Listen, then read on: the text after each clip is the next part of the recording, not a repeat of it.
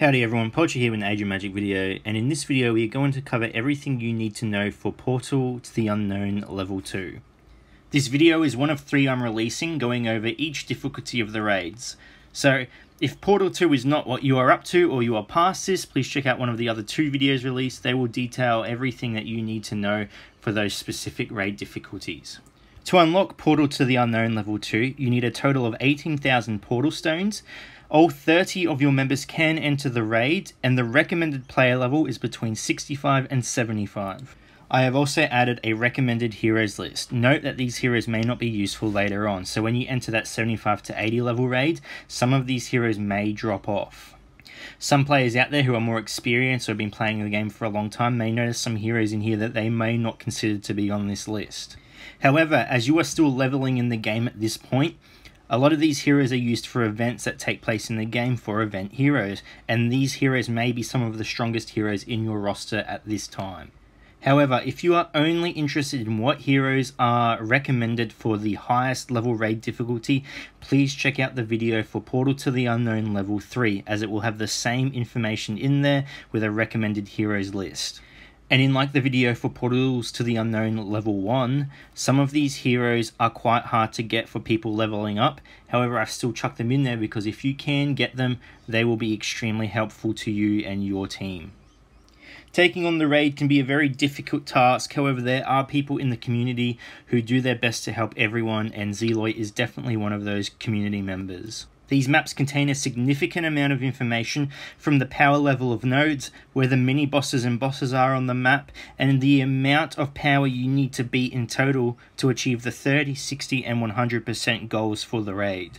If this map is something you're interested in looking at or getting a copy of, I have a link in the description below.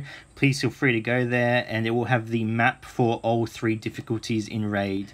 And if you feel like it, feel free to message Zealoid yourself and thank him for his efforts. I'm sure these maps, no matter who you are or what clan you're in, these maps can serve some type of purpose to you and your members.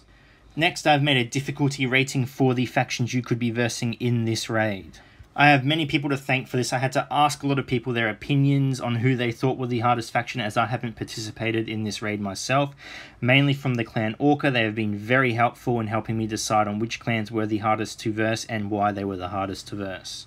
I have put the Demons and Dwarves in the easy category. Now please be very wary. I have put Kobolds in here, however this is completely dependent on your roster. Kobolds could fit very well into any of these sections. I've put them in easy, but please be very careful. They can do a lot of damage. You are starting to get to a point in the game where your characters have more and more health, and the damage falls off on the Kobolds at that point. However, if you're still in that kind of mid to late game situation, they could still be quite dangerous. In the medium category, we do have the Barbarians. Now, I understand Danae is one of the final raid bosses of the Portal to the Unknown Level 2. However, compared to the Arakan Undead and the Ra-Arachne, the Barbarians aren't dishing out a lot of debuffs onto your team, and they are quite manageable compared to what you could be facing from the Ra-Arachne and the Arakan Undead. With the 2 factions in the hard category, these 2 factions deal heavily in debuffs and dots and quick attacks, and they can be very devastating if you are not prepared.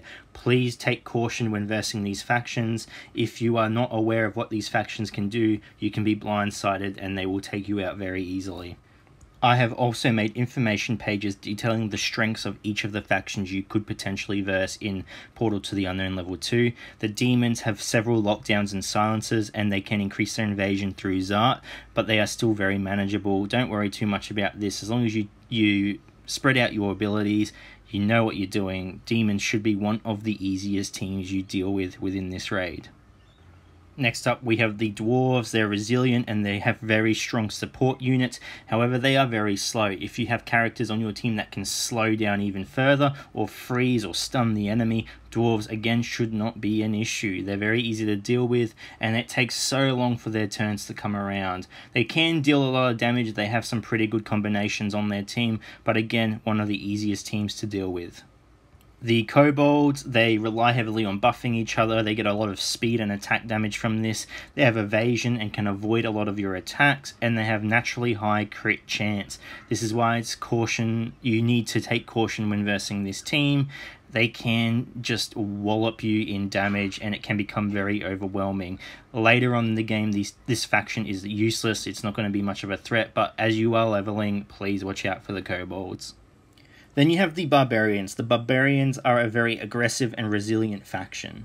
This faction may seem like a wall to get through. They're quite strong, especially with the tiles having a passive taunt. Any AoE abilities you do are going to force you to attack him. You're not going to be able to kill the characters you want. Mixed with Danae, who can add counter attack, there's going to be a lot of damage coming back to you for simply just doing auto attacks, your abilities. Again, AoE on a counter attack team can be quite devastating. You're going to receive a lot of damage. Go in this prepared, know what the characters do, you should be okay. When dealing with the arrogant undead, they have a lot of healing prevention, they have very high damage, and they do get extra damage from their marks if their AI is smart enough to trigger it. With the nerf 2 healers, this team has become very difficult to verse and can be very, very dangerous, especially if you are fighting Blood Mage and Arrogant Shadow. Please take caution when versing this team and move your abilities around the AI. If you are hit with the healing debuff, try not to heal, try to survive through it and heal after the debuff has worn out so you can get the most out of the healing. Having one character die in raids can be quite costly, so please just be very careful. Lastly, we have the Arachne. Now, this is a very high damage faction, and it will come out of nowhere. You will not be prepared for it. Everything will seem fine, then all of a sudden, one of your characters or several of them are on the brink of dying. They can get evasion as well from Hylia, and they have high health from Hylia as well. The healer on the team can be quite devastating, as it does buff the team a fair bit. The damage dealers from this faction are very quick as well, so watch out for that. Riser especially hides himself, attacks very quickly, and deals a lot of damage. Along with this being a difficult faction to verse, one of the last bosses of this raid is the Arachne Queen, and for those that have versed her in the storyline, they know that she is not someone to take lightly. After you beat the waves of minions before her, you will fight her by herself. However, she acts as 4 characters. She has a head, 2 arms, and when all of these are killed, you will be able to attack her directly. However, she can regenerate her parts, so please take caution when versing her. Remember, when you are up to her, you will be at a point in the raid where people will be behind you. Even if you can just whittle her down a bit, someone else can come in behind you and clean her up.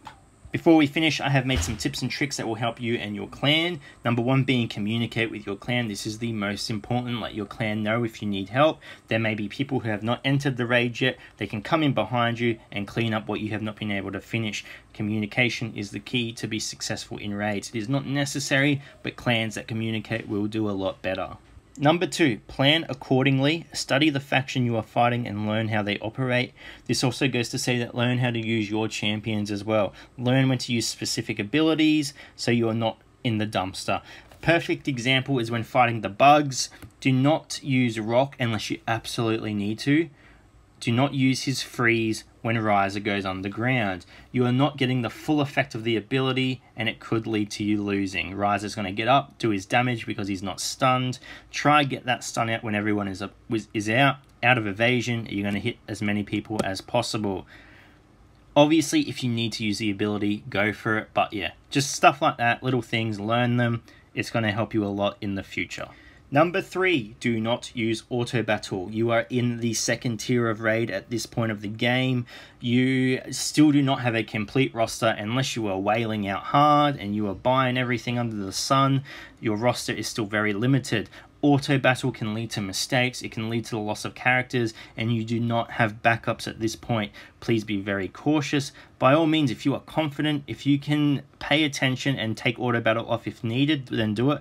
But you are raiding with a group of people. This is not solo content. If you screw up, you can ruin it for 29 other people. It could be the difference between your clan getting 100% and not getting 100%. Okay, if there's not that person to come in and back you up, and you don't have the gold or the healer kits to fix your mistake, you could ruin it. It is a group effort.